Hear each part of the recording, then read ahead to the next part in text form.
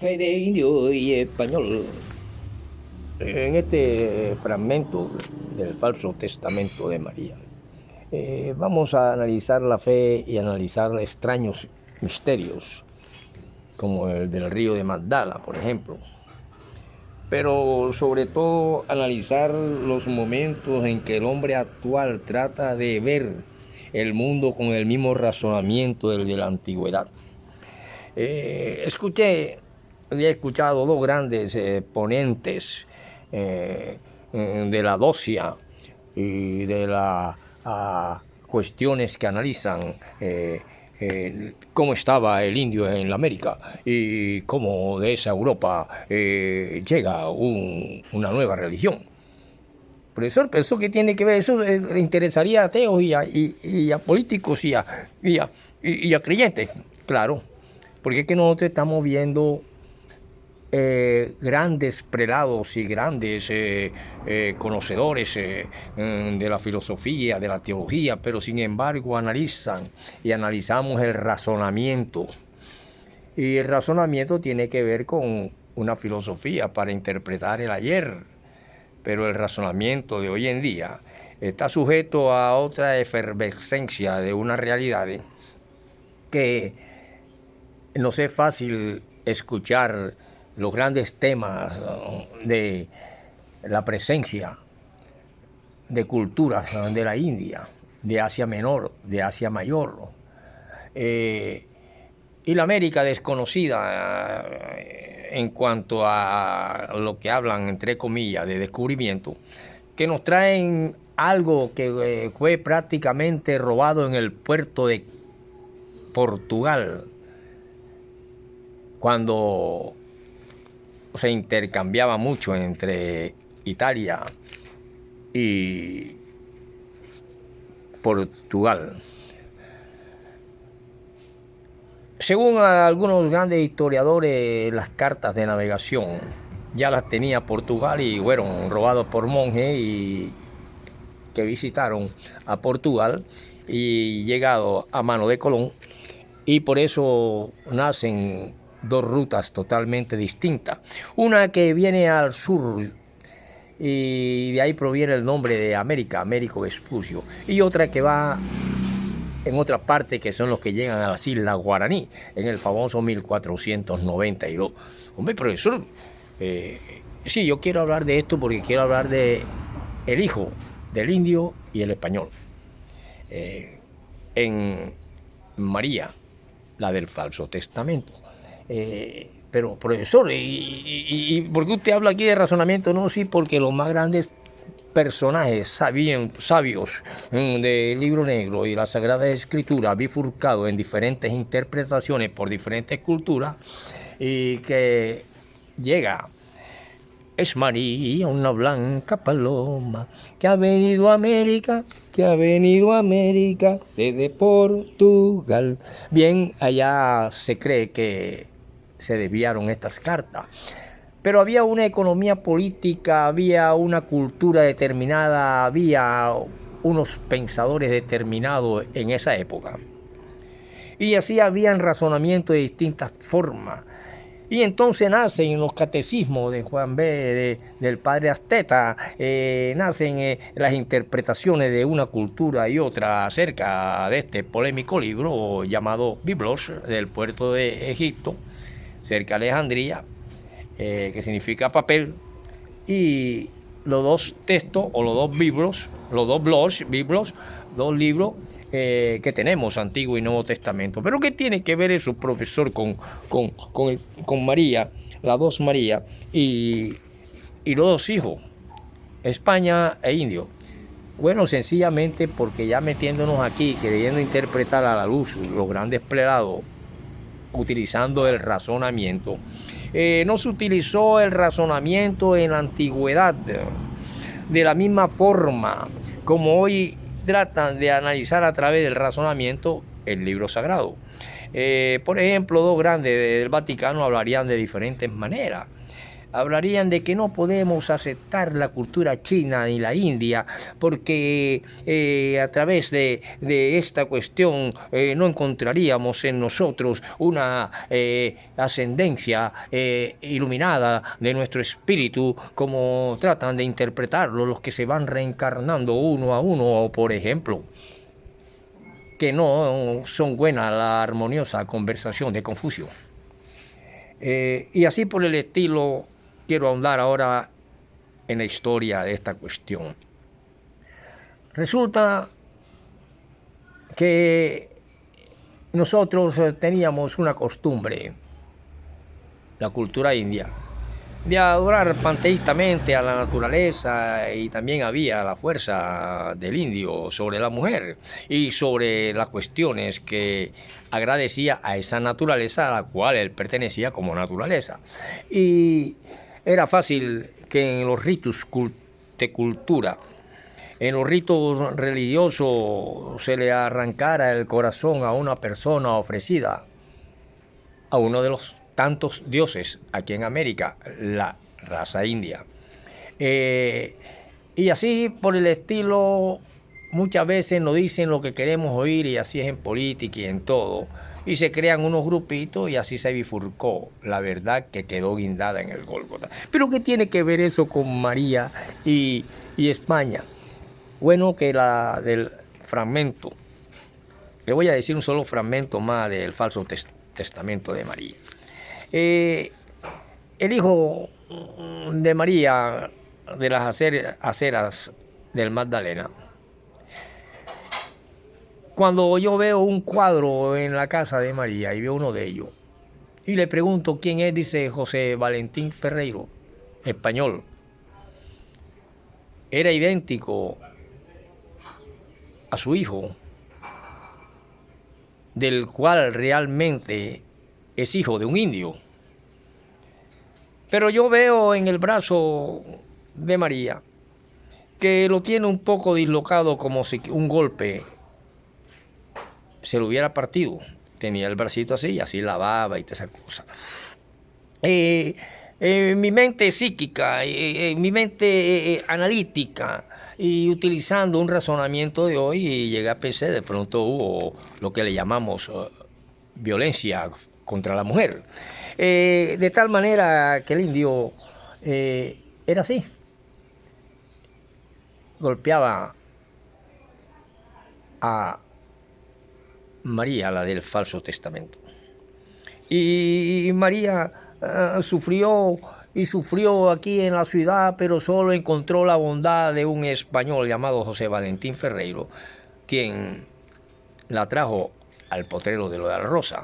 Mientras en España todavía se sigue analizando, y en Italia y en Roma se sigue analizando el razonamiento para interpretar hoy en día, con un razonamiento que es distinto a cuando interpretaron en las épocas de oscurantismo, en el medioevo, donde no hubo razonamiento para analizar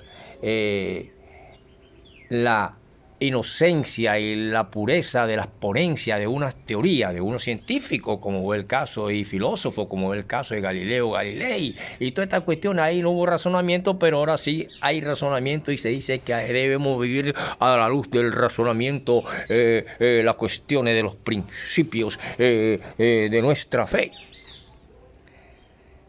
Y ahí donde, como litero filósofo, o trato de analizar esta cuestión. Hombre, profesor, porque, profesor, es cierto que usted mencionó el boliche, usted ha mencionado el barrio chino, y ha mencionado un poco de cosas, profesor. ¿Qué tiene que ver eso con el traslado a Barranquilla de María?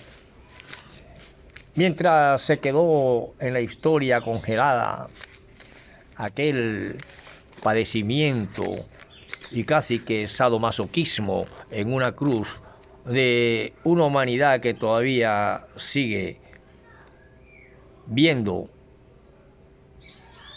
a aquel hombre para el que no se le tuvo piedad de ninguna clase, y se derraman gotas de agua por los ojos en Semanas Santas y cuestiones, llevan su cadáver para allá y para acá. Pero en aquel momento ni los judíos ni aquella cultura del Asia Menor nadie conoció ni tenía piedad ni mucho menos razonamiento para analizar cosas del bien y del mal. Solamente hubo unos dogmas también, tratando de cumplirlos al pie de la letra como letra menuda, y que hoy, a la luz del siglo XXII casi, ya pasamos el 20, 21, vamos por el 22 ahorita, todavía se trata de analizar con el razonamiento en las conferencias y en las cosas estas cuestiones de resurrección, conversaciones de Confucio, reencarnación, etcétera y etcétera. Sin embargo, aquellos que parten del puerto de Cádiz y unos vienen para el Brasil y llegan a Venezuela por primera vez a Américo Vespucio, y de ahí viene el nombre de Américo Vespucio, mientras Colón ni siquiera supo dónde llegó. Por eso hubo una lógica y un conocimiento de realidad para dónde venía, de Portugal, de donde, siendo usted profesor de sus antiquísimos abuelos y bisabuelos allá en la genealogía de Portugal, posiblemente. De esa manera, muchas veces las mismas academias de historia nos dicen lo que nos agradan y de acuerdo a un producto de una cultura determinada, pero que sin embargo nosotros vemos las cosas. Por eso es que en literatura usted nos enseñó a no tragar entero, ¿verdad, profesor? Sí, claro, tienen que investigar, buscar y analizar con su pensamiento ciertas cosas y se convierte en un literofilósofo. Todavía seguimos pensando acerca de estas cosas y utilizando el razonamiento en algunos dogmas y todas estas cuestiones, pero la verdad se quedó en el Gólgota. Hombre, profesor, y entonces, ¿qué fue de la pobre María? Dejó abandonado a un José Manuel de la Hoz por vago, flojo y pobre y mísero, que andaba con un pajarito en las manos, pero que con el tiempo ese mismo juego lo va haciendo hasta que llega a dominar los juegos de azar en las épocas de fandango y en las épocas de fiestas religiosas. Y el pueblo toma amor por ese José Manuel de la Hoz hasta el fin, que mientras María sufría en la ciudad porque muere el español, y cuyo hijo es parecido al español, pero en nada se parece al padre natural, el indio, que se llega a no saberse cómo utilizar la razón en este extraño misterio del cual desciende este que le habla, Eddie Muriel, de esa abuela llamada María. Y se dice y no se sabe si es que hubo un adulterio de María contra el español, o el español ya había visto al niño y le da su apellido. Sin embargo, el niño sin apellido del indio, que golpeaba, que maltrataba a María, huye, y el niño más nunca lo vio, sino que se presenta ya cuando tiene casi 80 años, venido de Venezuela, donde estaba metido en las materas y que siempre se desapareció y la dejó agonizando y bregando por la vida, y logra criar a este que ahora les habla en forma de filósofo, en forma de teólogo, en forma de escritor. Pero que a dura pena estoy aprendiendo el español. Bueno, profesor, y continúe. ¿Qué tiene que ver eso con Boca de Ceniza y con... bueno, hoy en día que vemos aquí en Barranquilla y que las grandes obras de un alcalde, y vemos nosotros resulta que no hemos tenido un error más grande que haber hecho el famoso, y estando en la famosa Boca de Ceniza, donde se eliminó, realmente quedó eliminado totalmente el puerto por donde penetró toda la cultura europea venida de las diferentes guerras, como la civil de 1936 y la de la famosa Segunda Guerra Mundial, la última batalla, donde al poco tiempo se habla de derechos humanos a los 3 años en el 1948, pero que en el 45 y en esas épocas mucha gente huye de Alemania, de Francia, llegan aquí, pero ya aquí habían chinos desde hace mucho tiempo. ¿Cómo así, profesor? Bueno, resulta que esa cuestión de haber quitado el puente y haber acabado con el puente de Puerto Colombia o con el muelle de Puerto Colombia, creo que intervino un cubano en su hechura. Fue el error más grande al trasladar el puerto aquí a la cuestión donde aquí la zona franca, aquí esa zona donde una vez existió ahí una antigua ladrillera que era donde llegaban las naves de Federico Ferreira y que era, yo le dije como la Bavaria, algo así, ¿no? La cerveza que existió fue la Germania, que le gustaba mucho a mi padre. Y el boliche, que tienen una gran historia en esta cuestión de Barranquilla, y que yo les voy a hablar poco a poco de estas cosas. Sencillamente, cuando nosotros vemos que fue el error más grande, ahí se perdió en Barranquilla o en el Atlántico, que llegaba y podía ser el puerto del departamento del Atlántico, aún por las cuestiones de la sequía, del mar y eso. Vemos que fue un gran error haber perdido ese muelle, que hoy es una cuestión turística, pero que ya no se puede ahí tener ninguna clase